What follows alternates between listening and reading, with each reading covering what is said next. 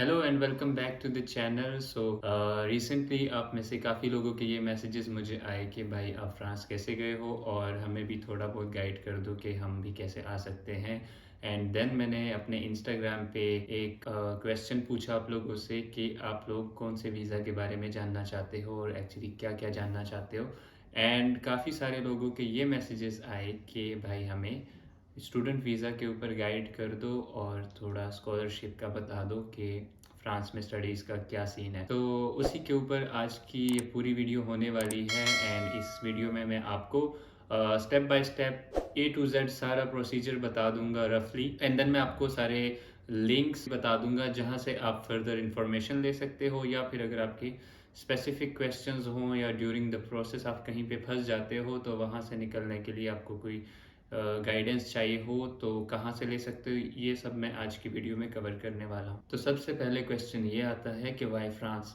तो भाई फ्रांस इसलिए कि फ्रांस में एजुकेशन बिल्कुल फ्री है और ना ही आपकी कोई एप्लीकेशन फ़ी है। जस्ट आप डॉक्यूमेंट प्रिपरेशन के आपके थोड़ा बहुत खर्चा आ जाता है। और दूसरा बड़ा फ़ायदा ये है कि यहाँ पे आपको ड्यूरिंग द स्टडीज़ आपको वर्क करना अलाउड है।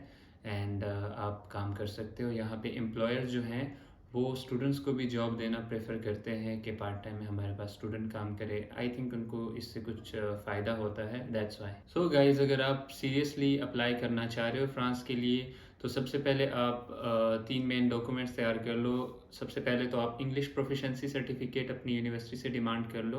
उसका आपको मेन फ़ायदा ये होगा कि आपको आइल्स नहीं देना पड़ेगा। सेकंड, आप अपना रेज्यूमे या सीवी अच्छे से बना लो। एंड थर्ड, आप अपना मोटिवेशनल लेटर अच्छे से लिख लो। तो ये जो तीन डॉक्यूमेंट्स हैं ये इंपॉर्टेंट हैं before even you start your process. So ये तीन डॉक्यूमेंट्स प्रिपेयर हो जाने के बाद आपका सबसे पहला स्टेप ये होता है कि आप जाओ कैंपस फ्रांस पे एंड वहाँ पे अपने लिए कोर्स ढूंढो। Campus France basically French embassy की एक वेबसाइट है जहाँ पे आप अपने मास्टर्स या पीएचडी प्रोग्राम्स वगैरह ये सब सर्च कर सकते हो। एंड वहाँ पे काफ़ी हेल्पफुल वेबसाइट है वो। वहाँ पे डिफरेंट फिल्टर्स दिए होते हैं जिसमें आप इजीली यानी कि विद इन 30 मिनट्स आप अपने लिए डिफरेंट कोर्सेज ढूंढ सकते हो। सो काफ़ी हैंडी वेबसाइट है वो। एंड उसके बाद ये होता है कि आप यूनिवर्सिटी की रिक्वायरमेंट्स देखो, पढ़ो और समझो उसको। एंड अपने नोट्स लो कि कौन कौन से डॉक्यूमेंट्स चाहिए, डेडलाइन क्या है, और ये सब चीज़ें आप एडवांस में प्रिपेयर करो। एक इम्पॉर्टेंट बात यह है कि आप जैसे ही देखो कि एडमिशन फॉर एग्जांपल इस डेट को खुल रहा है और ये डॉक्यूमेंट्स रिक्वायर्ड हैं, तो आप वो डॉक्यूमेंट्स को एडवांस में प्रिपेयर कर लो। एंड देन जैसे ही एडमिशन ओपन होगा तो फर्स्ट डे आप अप्लाई कर लो। उससे ये चांसेस होते हैं कि फॉर एग्जांपल दो लोग हैं और उनकी सेम प्रोफाइल है लेकिन एक ने पहले अप्लाई किया है, तो आई थिंक कि जो पहले जिसने अप्लाई किया होता है उसको प्रेफरेंस दी जाती है क्योंकि उसको सेलेक्ट हो गया, वो रिफ्यूज़ नहीं हुआ तो वो दूसरे वाले पे क्यों जाएंगे, तो एज सुन एज पॉसिबल आप अप्लाई करो जैसे ही एडमिशन खुलता है। यूनिवर्सिटी से आप डायरेक्ट रब्ता भी कर सकते हो, उनकी ईमेल दी हुई होती है। एंड वो लोग काफ़ी रिस्पॉन्सिव होते हैं। बहुत जल्दी आपको जितने भी मतलब क्वेश्चन होते हैं आप उनको ईमेल के थ्रू पूछ सकते हो and they will reply you definitely. Okay, तो जैसे ही आपने अप्लाई कर दिया उसके बाद आप जस्ट वेट ना करो कि अब मेरा एडमिशन लेटर आएगा तो मैं चीज़ें स्टार्ट करूंगा। आप क्विकली स्टूडेंट वीज़ा के लिए जो जो डॉक्यूमेंट्स रिक्वायर्ड हैं आप उन पे काम शुरू कर दो। कौन कौन से डॉक्यूमेंट्स रिक्वायर्ड हैं उसके लिए बेस्ट है कि आप एईजी ट्रैवल इस्लामाबाद में है वहाँ पे जाओ एंड उनसे डॉक्यूमेंट चेकलिस्ट का एक पेपर होता है वो मांग लो। उस पे सारे डॉक्यूमेंट्स लिखे हुए होते हैं कि कौन कौन से आपको डॉक्यूमेंट्स चाहिए। नहीं तो आपको ऑनलाइन भी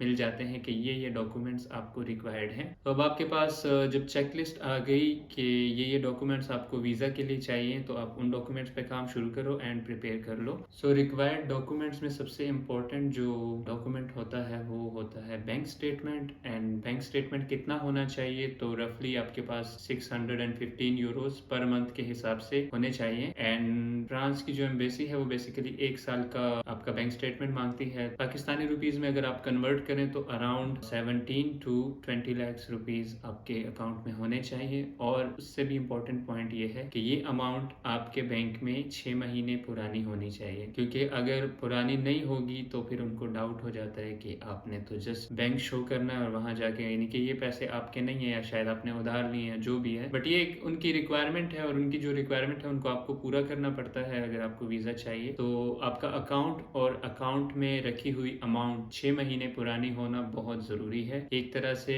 डिसाइडिंग फैक्टर होता है फ्रेंच स्टूडेंट वीजा के लिए। ओके देन, तो जैसे ही आपके पास एडमिशन लेटर आ गया तो आप पहली फुर्सत में जाके AEG ट्रैवल से अपॉइंटमेंट लें स्टूडेंट वीजा के लिए। फ्रेंच एम्बेसी में अपॉइंटमेंट लेने के लिए आपको AEG के पास जाना पड़ता है, वो आपको अपॉइंटमेंट दिलाते हैं एंड देन आपको उस अपॉइंटमेंट डेट पे फ्रेंच एम्बेसी जाना होता है एंड वहाँ पे आपका बेसिकली आप डॉक्यूमेंट जमा करवाते हो, एक शॉर्ट सा इंटरव्यू होता है। सो इंटरव्यू में बेसिकली आपसे ये पूछा जाता है कि आपने ये कोर्स क्यों सेलेक्ट किया, आपने फ्रांस क्यों सेलेक्ट किया, आपका प्रोजेक्ट क्या है और क्या आप पाकिस्तान वापस जाओगे स्टडीज कंप्लीट करने के बाद, या आपका क्या प्लान होगा। पहले जो क्वेश्चंस हैं उसमें आप यही बता दो कि ये जो कोर्स है ये मेरे पिछले स्टडीज से रेलेवेंट है और ये मुझे प्रोफेशनली हेल्प करेगा। फॉर एग्जांपल आप अगर कुछ बनना चाहते हो तो उसके लिए ये डिग्री ज़रूरी है, या फर्दर आप अपनी नॉलेज को बढ़ाना चाहते हो तो उसके लिए ये डिग्री ज़रूरी है, एटसेट्रा एटसेट्रा। देन जो लास्ट क्वेश्चन है कि आप पाकिस्तान वापस आओगे तो आई विल रिकमेंड कि आप उनको ये बोलो कि यस मैं पाकिस्तान वापस आऊँगा एंड यहाँ पे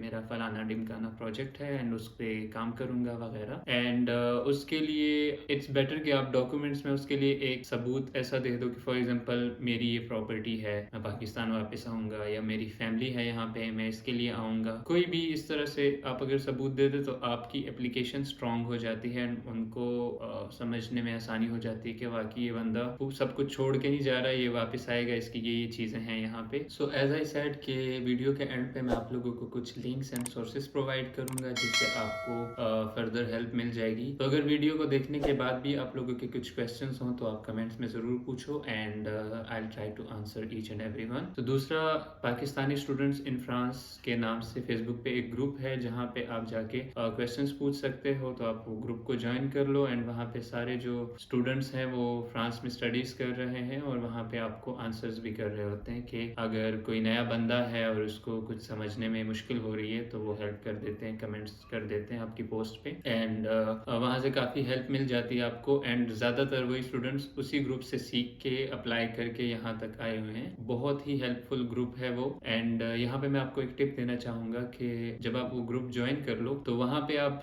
जनरल क्वेश्चंस पूछने की बजाय आप सर्च बार को यूज़ करो एंड ग्रुप का जो सर्च बार है वहाँ पे आप for example documents required for French student visa, वहाँ पे आपको सेम पोस्ट्स मिल जाएंगी जो लोगों ने क्वेश्चंस पूछे हुए हैं और कमेंट्स में आपको उसके जवाब मिल जाएंगे। तो आपको अलग से एक पोस्ट डालने की बजाय आप इस तरह से क्विकली चीज़ें लर्न कर सकते हो और प्रिपेयर कर सकते हो। And that was it for today's video guys, thank you so much for watching.